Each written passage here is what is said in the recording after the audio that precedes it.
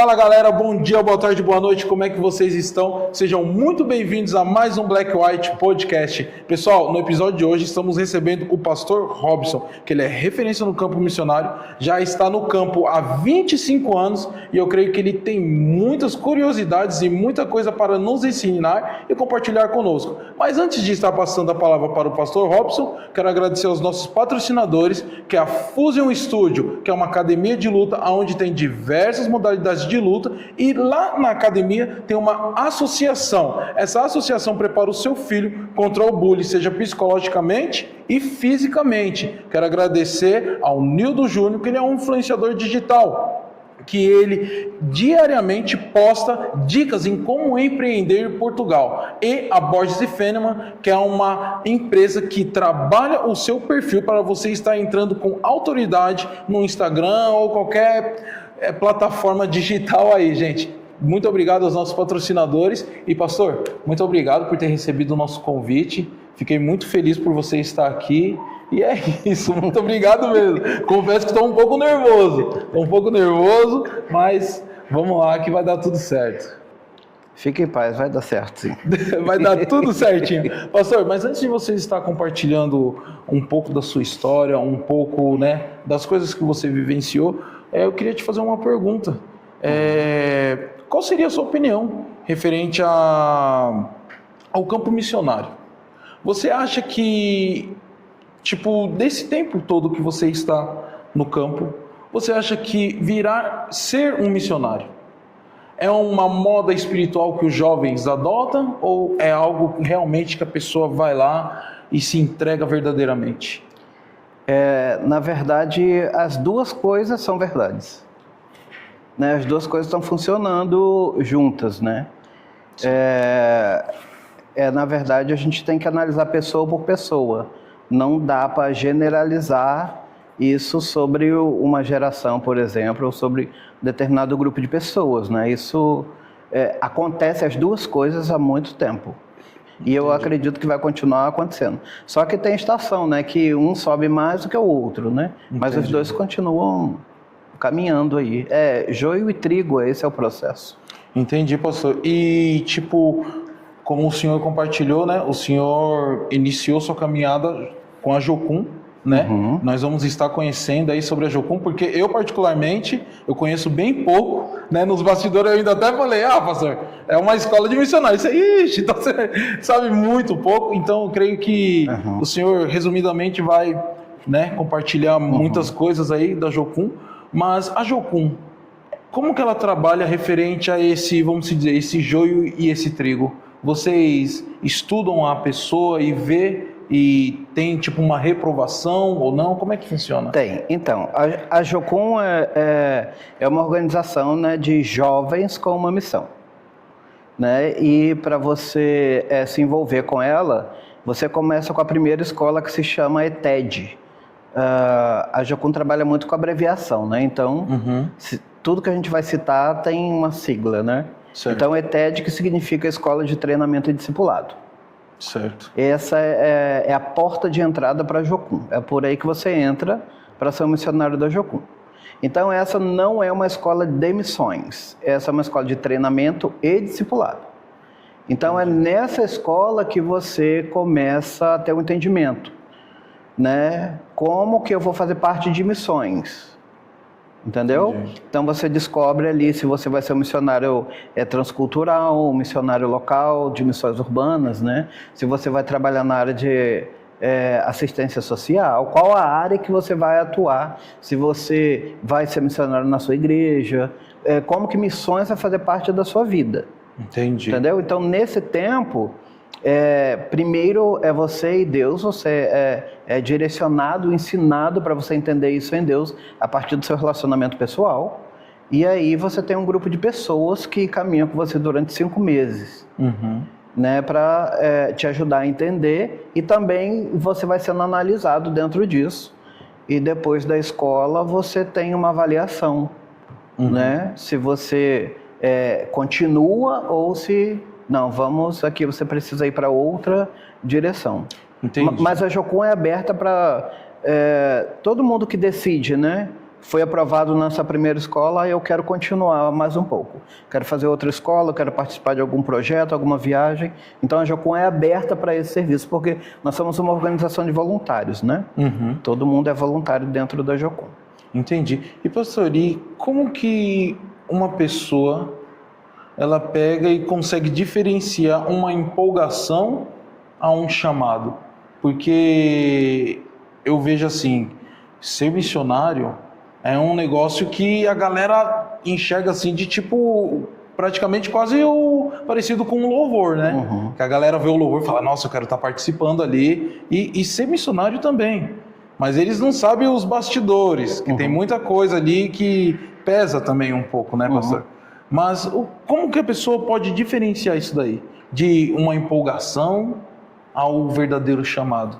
Cara, eu acredito que a gente precisa dessa empolgação, e seria bom se todo mundo viesse nessa empolgação e começasse a se formar desse movimento, entendeu? E aí, porque depois vai selecionando, sabe? Mas essa empolgação, ela é necessária, né? Para a gente poder fazer muita coisa que precisa de força. Né? Então, se você já chega com toda a convicção da coisa, sua velocidade é outra. É a mesma coisa de você comparar o casado com o solteiro, né? O casado ele vai mais longe, mas o solteiro vai mais rápido. Mas a gente precisa das duas coisas. Exato. Né? Então, o pessoal quando chega na empolgação. E a gente precisa dessa empolgação. Eu sou casado, tenho 4 filhos. Então eu não posso fazer da mesma forma que um solteiro jovem faz. Entendi. Então eu preciso que eles venham nessa empolgação para fazer coisas que eu não vou poder fazer ali naquele momento. Porque no meu caso eu tenho que fazer coisas um pouco mais a longo prazo do que a curto prazo. Entendi. Entendeu? E a Jocum que estipula, pastor, o tempo de... Que nem tem um tempo de preparo, que nem o senhor falou, e tem um tempo de missão. Como que funciona essas duas coisas? O preparo para ir para a missão? Tá, então assim, a Jocum ela tem uma universidade, certo, né, que se chama Universidade das Nações. Só que a nossa universidade ela não é tradicional, você não estuda direto, ela é modular. E você estuda por módulos, normalmente de 3 meses. E aí, depois de cada 3 meses, você tem a oportunidade de fazer um prático. Né? E os módulos você pode fazer em qualquer lugar do mundo que você quiser. Você não faz no mesmo local. Entendeu? Então depois que você fez a sua ETED, você pode escolher qualquer base do mundo e fazer uma escola dentro dela. Nossa. Né? E nós estamos em mais de 160 países. Entendeu? Então você pode escolher língua, você pode escolher clima, você pode escolher tudo. Para poder fazer o seu treinamento. Entendeu? Entendi. Então você pode ser treinado no Brasil e trabalhar em outro campo, ou você pode ser treinado no campo que você vai trabalhar. Entendi. Entendeu? Você continua dentro da universidade. Né? Então o treinamento vai acontecendo mediante as suas experiências, você que decide. Então nós temos algumas faculdades, e aí você decide qual faculdade você quer se formar, né? se preparar. Só que essas faculdades, elas são uma ferramenta para o seu ministério. Elas não servem para você ganhar dinheiro com elas. Certo. O diploma não vai te dar um local na sociedade para você trabalhar, não. É só para o desenvolvimento do seu ministério. Entendi. Entendeu? Então, o negócio é mais ou menos por aí. Rapaz, e tipo, a pessoa realmente, ela entrega a vida dela totalmente a Deus para trabalhar somente naquilo, né? Se você é um missionário da Jocum, a Jocum exige que você seja de tempo integral. Você só pode fazer isso. Entendi. Mas aí tem a equipe que trabalha lá dentro, né? Da Jocum. Dentro de cada base da Jocum. Aí esses daí são o quê? São os treinadores, mas eles não precisam ser integral, ou precisam? Eles principalmente têm que ser integral. Porque eles... Para você ser um missionário de base, né? Entendi. De cuidar da base. Mas só que essa equipe também, ela tem as mesmas oportunidades de qualquer um que chega para se movimentar. Não precisa ela ficar fixa. Entendi. Mas e o pastor Robson? O que fez ele ser missionário e está 25... Pastor, o senhor está 25 anos na missão. Tô novo, né? Tá novo, 25 anos, e tem muita experiência, tem muita coisa, pastor. Mas o que fez você iniciar, pastor? Qual foi o start para você iniciar nas missões? Na verdade, o que aconteceu foi que eu não nasci no lar evangélico, né? Eu me converti ali entre 19 e 20 anos, mais ou menos, né? Mas aos 17 anos eu tive uma depressão muito profunda. Não pensei em me matar, mas não tinha sentido eu levantar da minha cama. Né? E baseado nisso, né?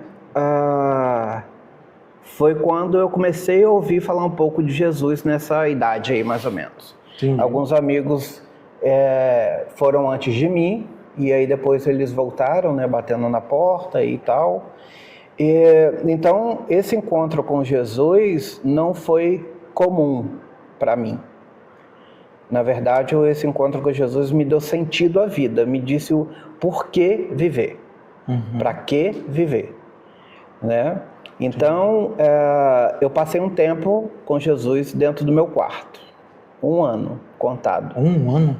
Sem trabalhar, sem estudar, sem nada, só saía da minha casa para ir na igreja. E o tempo que eu ficava em casa era eu com Jesus ali, lendo a Bíblia toda, né? Todo esse processo aí que eu passei com o Senhor ali dentro do meu quarto. E isso foi o que eu recebi nesse 1 ano dentro do meu quarto, como Jesus ensina, né, em Mateus capítulo 6, né? Entra no seu quarto e fica ali em secreto. Sim. Então eu executei essa palavra no meu primeiro ano de convertido. Foi isso que eu vivi, essa palavra. Então aquilo que eu tive foi suficiente para poder me dar uma motivação que era além de mim mesmo, né? Então missões não é um ministério pessoal, não é um sonho, é exatamente viver para Ele. Entendi. Então, tipo assim, o senhor, nesse 1 ano que o senhor estava ali, naquele momento de crescimento com Deus, o senhor nem imaginava em ser missionário? Não me imaginava absolutamente nada. Na verdade, foi um encontro para poder... Um encontro de libertação, de cura, que estava gerando vida em mim constantemente. Entendi, mas o senhor já avisava algum ministério ou não? Não, eu nem sabia da existência de absolutamente nada disso.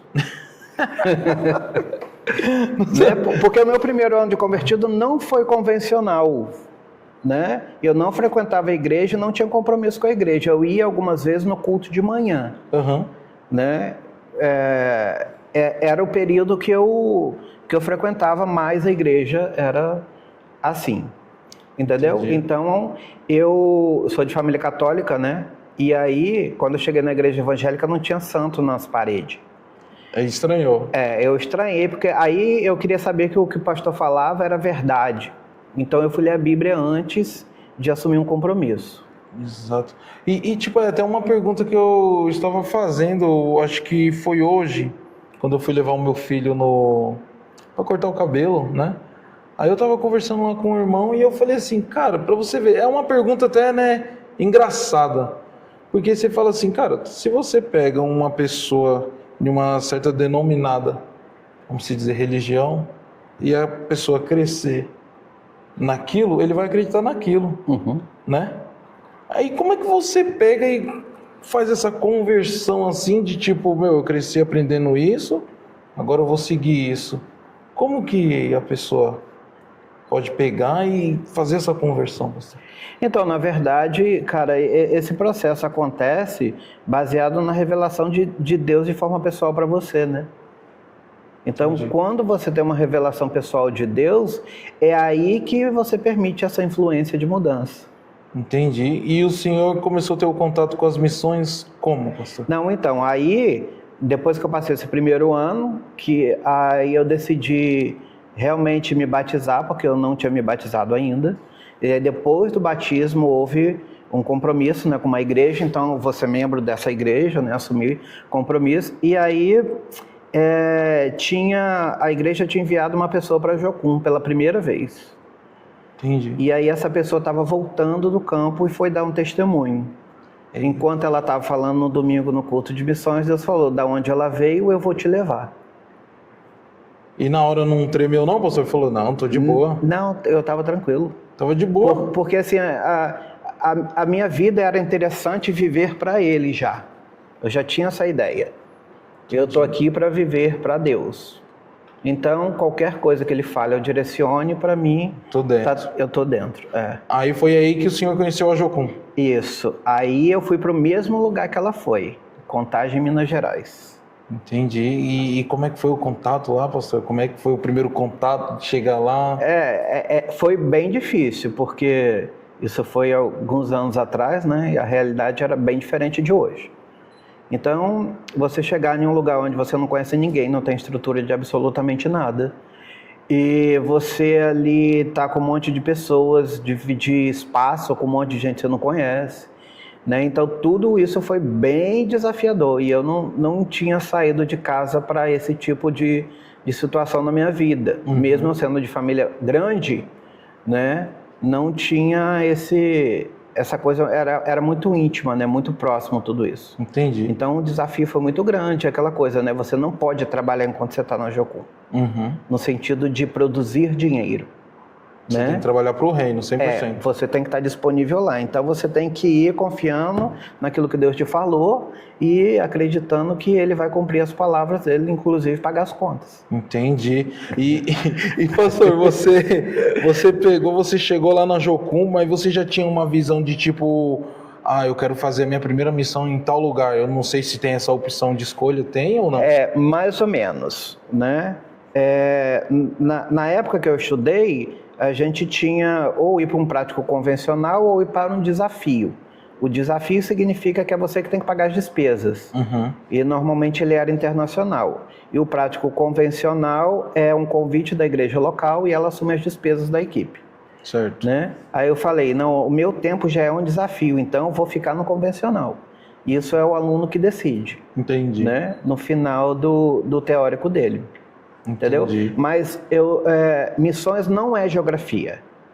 Não existe isso. Missões e geografia são duas coisas diferentes. Não existe essa conexão. Como que podemos diferenciar, pastor? Então, missões é sobre o coração de Deus ao perdido. Né? Então não é sobre geografia. Se você falar assim, Deus está me chamando para Guiné-Bissau. Não, Deus está te chamando a respeito do povo guineense. É diferente. Então você pode encontrar o guineense em Portugal, por exemplo. Exato. Então, de repente, você nunca vai pisar em Guiné-Bissau, mas você consegue pisar em Portugal. Se você não entender que a missão não é geografia, então você vai ficar focado em se mover geograficamente, ao invés de entender que é sobre o coração daquele povo em relação a Deus.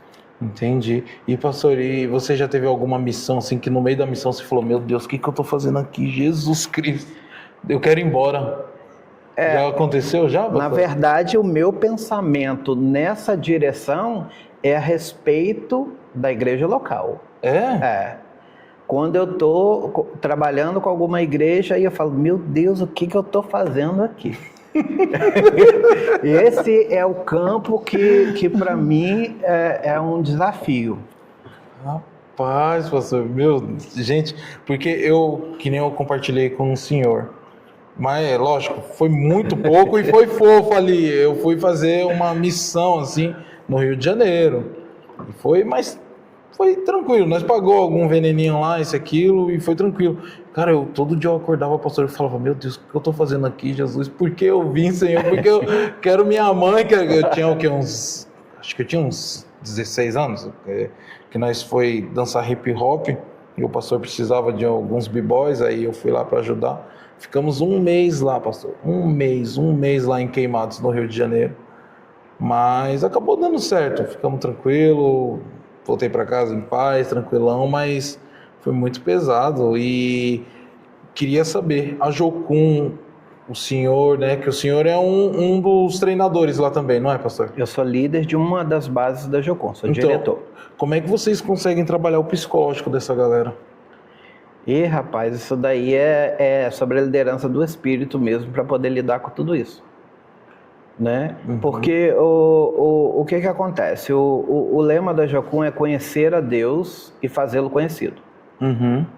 Então a prioridade nossa é fazer com que a pessoa desenvolva um relacionamento com Deus a ponto suficiente dela ouvir a voz de Deus e ser direcionada por Deus em tudo aquilo que ela faz. Entende? Então essa é a primeira parte, né? Então depois o restante de tudo é consequência de um relacionamento pessoal. Entendi. Então é por esse caminho que a gente vai seguindo. E aí dentro disso, cada um tem o seu processo. E aí você está ali para poder ajudar aquela pessoa a facilitar o processo dela com Deus. Então é o relacionamento dela com Deus e aí a gente auxilia. Entendeu? Então todas essas coisas que ela vai vivendo no relacionamento com Deus. Entendi. E outra coisa, pastor, uma dúvida que eu tenho, eu creio que muita gente deve ter dentro. Muita gente tem aí, o pessoal que está nos assistindo, como é que funciona a questão do missionário jovem para encontrar sua esposa, arrumar uma namorada? Tem que ser missionário? Bem, assim, eu sou casado, né? E sou bem casado, graças a Deus.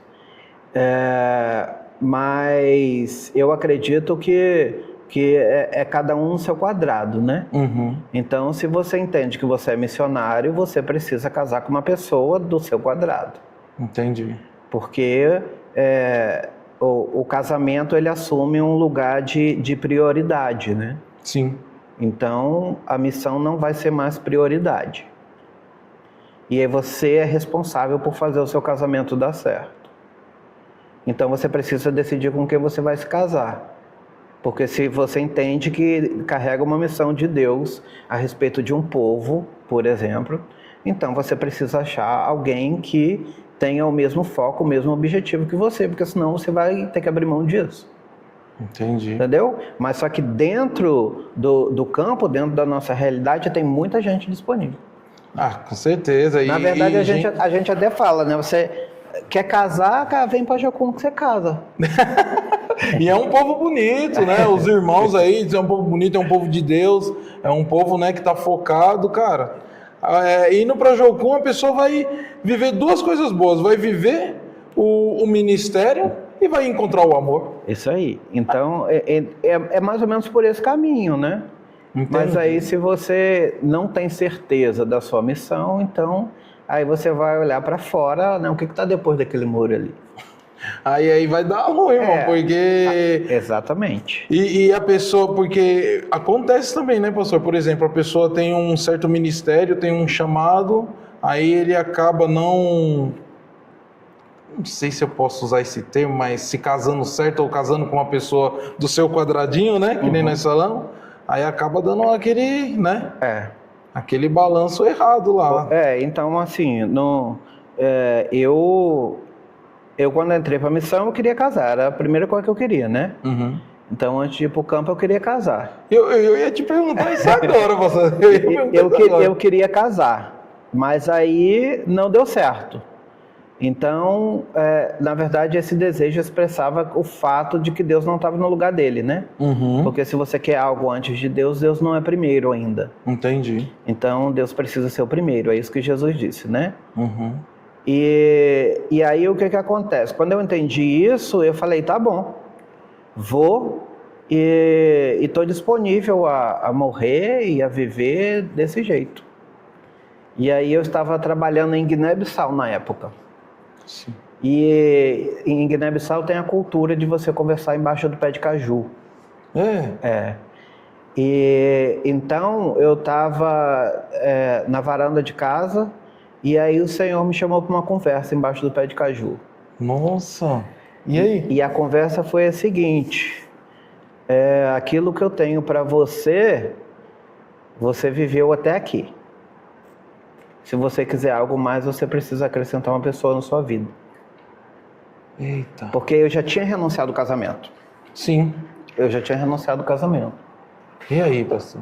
Então aí, o que acontece? Eu tinha conhecido a minha esposa antes de ir para Guiné-Bissau. Né? Ela foi minha aluna, ela foi minha discípula. Só que a gente se desencontrou por um tempo, né? Ela saiu da missão e eu falei, eu como missionário não vou casar com quem não seja. Sim. né? Bati o martelo, então, ou é sozinho ou é uma missionária. E aí, quando Deus falou isso comigo, eu só lembrei nela.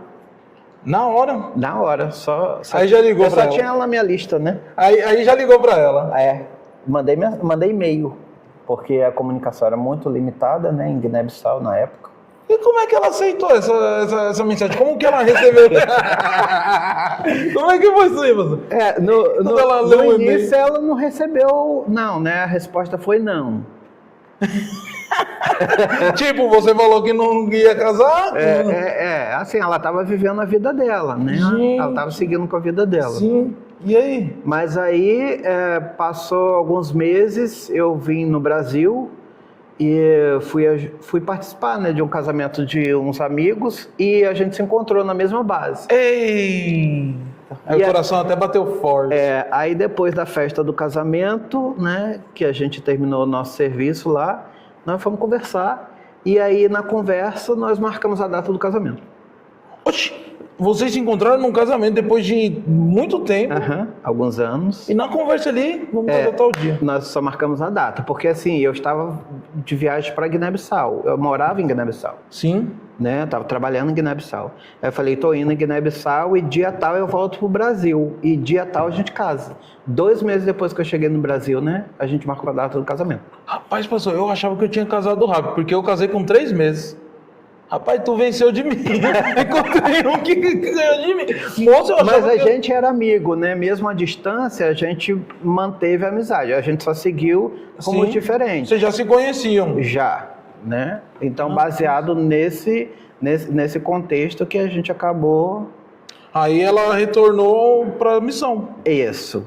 Rapaz, pastor, e falando em retornar e começar, tem algum fato assim que você possa compartilhar, né? Claro, respeitando o limite, que uma verdade assim dura ou alguma coisa assim que a galera pensa que é e chegando lá não é, para quem quer iniciar na missão? Rapaz, na verdade, tudo que você pensa que é, não é. Né? Você é completamente iludido a respeito de missões, entendeu? Então, essa paixão é pura ilusão isso. Missões não é essa coisa romântica. Né? Então, as pessoas romantizam muito. Vou morrer para Cristo, né? Vou viver a minha vida toda. Entendeu? Esses discursos é tudo de pessoas teóricas, que não têm a mínima noção do que é o campo missionário. Exato, porque o campo é como se fosse não, é uma guerra, mas é uma guerra espiritual, né, pastor? E tipo, é totalmente diferente do teórico, que nem o senhor falou, né? Isso. É totalmente, aí a galera vai apaixonada pela teoria. Aí quando chega lá no campo mesmo lá... Essa paixão é boa para essa coisa de curto prazo, né? A gente precisa jogar uma bomba em algum lugar, então vamos embora ver uma equipe a curto prazo e com data marcada de ida e volta. Certo. Então aí essa equipe é intencional. Mas se você vai fazer missões a longo prazo, então você tem toda uma estrutura de aprender uma outra cultura, aprender língua, aprender todo o espiritual, toda a história, tudo aquilo você vai se envolver. E aí você é submetido a uma rotina de uma vida normal, só que em outra cultura. Entendi. E aí isso para muitas pessoas é difícil. Porque missões, eu vou falar de Jesus o tempo todo, as pessoas vão se converter, eu vou orar, as pessoas vão curar, e é isso que vai acontecer o tempo inteiro. Na verdade, não é isso. Isso é verdade. Entendeu? Então tem hora que você vai gastar anos para relacionamento com uma pessoa só, naquela nação, naquele povo. Entendi. E pastor, você acha que hoje, esse tempo todo aí, esses 25 anos que você está fazendo missão, o que você acha do posicionamento das igrejas com os missionários? Qual é a sua opinião? Não, bem light, pastor. Você já bem light, pastor. Bem light, pastor. Então, bem light, pastor. Pode ir. Na verdade, assim, vamos falar da igreja brasileira? Vamos falar da igreja. Vamos colocar só dentro do nosso campo ali, Sim. né? A igreja brasileira, dentro da realidade, dentro da história, é uma igreja adolescente ainda. Entendeu? Então, como um adolescente inconstante, né? Descobrindo algumas coisas, é esse o posicionamento da nossa igreja. Entendi. Entende? Então, assim, missões não é prioridade, não é tão importante, né? Aí você encontra pessoas isoladas, alguns pastores, né? Mas dificilmente você vai encontrar um ministério inteiro que tenha missões como sendo algo fundamental. Então, vamos fazer isso acontecer. Exato, porque, pastor, quando eu fui nesse meu 1 mês de missão, eu me lembro que tinha, e era da Jocum eles. Vou até falar o nome deles, porque eu falo com eles, mandei mensagem para ele um tempo atrás, é o Rafa e a Ana, né? Tinha vezes que eles pegavam e estavam contando com uma coisa, aí acabava não chegando até eles, isso, e eu via que eles acabavam ficando meio, sabe? Porque eles eram bem novos na época, isso nós estamos falando de... tô com 33, vamos colocar 14 anos atrás. Então eles eram bem novos, e eu via que... É padrinho o que fala, pastor? As pessoas que... Mantenedor é uma das palavras que a gente usa, né? Então, colaborador. Um colaborador, eu vi que naquele mês, as pessoas, né, não chegou com eles, e eu vi até meio que a aflição deles, né? Porque eles contavam com aquilo. E como que a Jocum, eu não sei se a Jocum ela depende desses colaboradores ou se ela tem algo que faz essa engrenagem girar. Como é que funciona essa questão, pastor? Financeiramente, a Jocum funciona de forma independente. Independente? Você que é responsável pelo seu recurso financeiro para você ser um missionário. Entendeu? A Jocum não te dá absolutamente nenhum apoio financeiro. Na verdade, você paga uma taxa de associado para a Jocum, para poder participar dela. Porque a gente vive em comunidade. Nós moramos na mesma estrutura, comemos a mesma comida, entendeu? Entendi. É uma comunidade. Então nós temos uma vida comum entre nós. Comemos a mesma comida, temos a mesma rotina, usamos a mesma internet. É assim que funciona dentro da Jocum. Então, aquelas despesas daquela comunidade é compartilhada com os membros associados dela. Entendi, pastor. Entendeu? Essa é a primeira parte. Entendi. Aí o que acontece? Nós precisamos de levantar os mantenedores, apoiadores, na nossa caminhada. Então isso é de forma independente. Então tem a minha igreja local, e aí tem amigos, familiares. Eu que decido de onde vai vir isso, né, de forma que vai vir. Entendi. E pastor, ao seu ver, o que você acha que precisa ser mudado no campo missionário, assim? O que precisa ser mudado na missão ali, os missionários? O que você acha que eles precisam mudar? Ou qual que é a sua opinião? Na verdade, é uma lista muito grande. Você faz umas perguntas que assim, a lista começa a ser desenhada aqui, né? E aí te dá uma resposta muito grande. Dentro disso daí, né? Cara, na verdade, eu acho que o ponto principal de um missionário, ele precisa realmente entender e assumir o lugar dele. Ele tem que ter convicção. Entendeu? Ele tem que ter convicção, porque se ele não tiver convicção, qualquer coisa vai tirar ele do campo. Entendi. Né? E assim, os tipos de missionários são muito diferentes, as organizações, a forma que você vai trabalhar, entendeu? A estrutura que você tem, tudo não é igual para todo mundo. Então não dá para a gente poder só colocar uma coisa, mas é algo que eu trabalho com quem passa na minha base. Né? Entendi. O que você precisa é ter convicção daquilo que Deus está falando com você. E aí cabe a você obedecer essa convicção que você tem. Então, a partir de agora, a responsabilidade do seu chamado é compartilhada com você mesmo. É você que decide a sua história. Entendeu? Então, não é seu pastor não é responsável pelo seu chamado. Seus pais não são responsáveis pelo seu chamado. Ninguém é responsável pelo seu chamado a não ser você mesmo. Então, você tem que fazer o negócio acontecer. Mas se você não tem convicção, então qualquer problema, a culpa é de todo mundo, menos sua. Aí você acaba centralizando a culpa nas pessoas e tirando de você. Porque a gente ouve muito, né? Ah, meu pastor, minha igreja falou isso, disse que ia fazer e não está fazendo, né? Mas só que é difícil alguém cumprir algo sem a visão. Quem recebeu a visão que é responsável. Exato. Então, se Deus chamou você, a responsabilidade é sua. E se está faltando alguma coisa, você tem que falar com quem te chamou, não com quem te enviou. Se a igreja orou por você e te enviou, ela fez o papel dela. Agora, quem te chamou não foi a igreja. Então, você não pode botar na conta dela a responsabilidade do seu chamado. Você tem que resolver. Mas as pessoas não querem encarar Deus. Querem botar a culpa no... É a síndrome de Adão, né? A culpa é dela. Não, a culpa é da serpente. Nunca assume a culpa, né? Entendi. Mas, pastor, a pessoa acaba não querendo, vamos dizer, que nem o senhor falou, encarar Deus. Por qual motivo? Você acha que é tipo uma covardia? É falta de conhecimento mesmo de quem Deus é. Essa é a minha opinião, né? Exato. Entendeu? Porque assim, você não sabe se comportar diante de uma pessoa estranha, né? Então o que está faltando é conhecimento de saber quem é a pessoa para você chegar, ó, vamos ter uma conversa aqui nós dois. Você disse uma coisa para mim e está acontecendo outra. Então, para que eu estou vivendo isso aqui dessa forma? Entendeu? E muitas das vezes pode acontecer o quê? Deus falou para você fazer assim, aí você tá fazendo assim, mas aí chega já dá uma curvinha ali.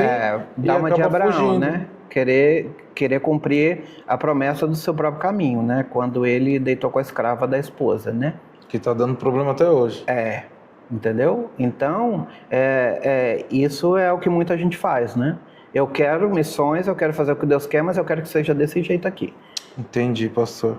Mas pronto, pastor, agradeço muito a sua vinda, o compartilhamento que você entregou, né? Eu creio que nós poderíamos estar comentando muitas e muitas mais coisas, né? Tem muito assunto aí. Tem muito assunto, mas agradeço muito você ter aceitado o convite, ter vindo aqui compartilhar um pouco da sua visão. Mas antes de encerrar, pastor, para aquela câmera ali, queria que você deixasse uma mensagem aí para o pessoal, para quem quer iniciar, para quem quer entrar na missão. Pode ficar à vontade aí que... Então, o que eu quero compartilhar com você é, se você disse alguma vez na sua vida que você ama a Deus, não tem como isso ser uma verdade se você não se envolve com uma pessoa que não conhece a Deus. Então, de uma forma ou de outra, você precisa manifestar esse amor tocando a vida de outra pessoa, né, e compartilhando a respeito de quem Deus é. Né? Também te convido a conhecer um pouco a Jocum. Né, entra lá na internet, pesquisa Jocum, que vai aparecer em todas as línguas que você precisar. Mas a nossa base é a Jocum Sion, você pode achar lá no Instagram e conhecer um pouco mais da nossa base. E essa base lá no Rio de Janeiro, né, está vindo para Braga, 2026. Nós estamos abrindo uma base aqui em Portugal, na cidade de Braga. Né, dando continuidade à resposta ao coração de Deus a respeito desse lado do mundo, né? Então, estamos de portas abertas, né? Só mandar uma mensagem lá que a gente responde e estamos disponíveis aí para conversar aí do que precisar.